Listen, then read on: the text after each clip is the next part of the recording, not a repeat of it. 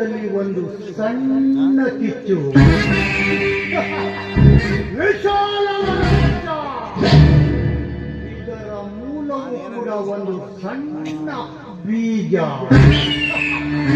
ಅದರಂತೆ ನನ್ನ ದೇಹದಲ್ಲಿ ಉರಿಯುತ್ತಿರುವ ಸೇಡಿನ ಜ್ವಾಲೆ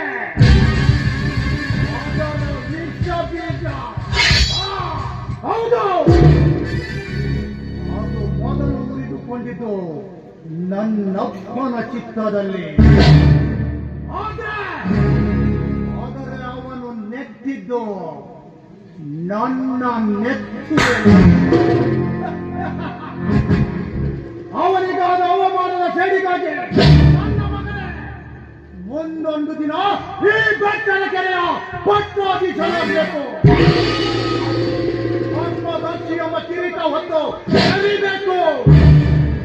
ನನ್ನಪ್ಪನ ಅವಮಾನದ ಸೇಡು ಈ ಬೆಟ್ಟದ ಕೆರೆಯಲ್ಲಿ ಉರಿತಾ ಇರಬೇಕಂತ ಉದ್ದೇಶದಿಂದಲೇ ನನ್ನ ಉಸಿರಿಗೆ ಅವನಿಟ್ಟ ನಕಾರಾತ್ಮಕ ಹೆಸರೇ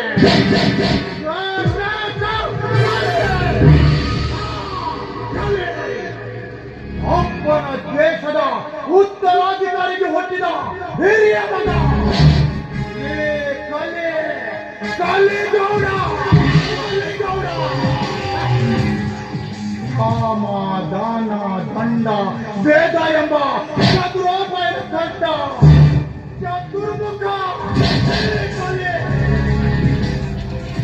ಆದರೆ ನನ್ನ ಬುದ್ಧಿಶಕ್ತಿಗೆ ಪರೀಕ್ಷೆ ಒಡ್ಡುವ ಕಾಲ ಬಂದಿದೆ. ರಾಜಾರಾಮ್,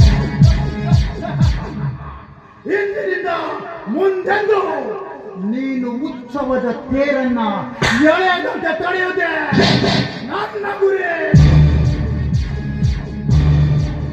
ನನ್ನ ಜೀವನ ಕೊನೆಯವರೆಗೂ ನಿನ್ನ ಬೋಳಿನಲ್ಲಿ ದೊಡ್ಡ ಹೊಡೆಯಾಗಿ ಬಾಳನ್ನ ಸರ್ವನಾಶ ಮಾಡೋದೇ ನನ್ನ ಉದ್ದೇಶ. ಯೋಜಿತ ಸಿದ್ಧತೆಯೂ ನಡೆದಿದೆ. ಒಂದೊಂದು ದಿನದಲ್ಲಿ ನಿನ್ನ ಸರ್ವನಾಶ ಮಾಡದೆ ಹೋದ್ರೆ ಈ ಬೆಟ್ಟದ ಕೆರೆಯ ಹಿಂದಿನ ಧರ್ಮದರ್ಶಿ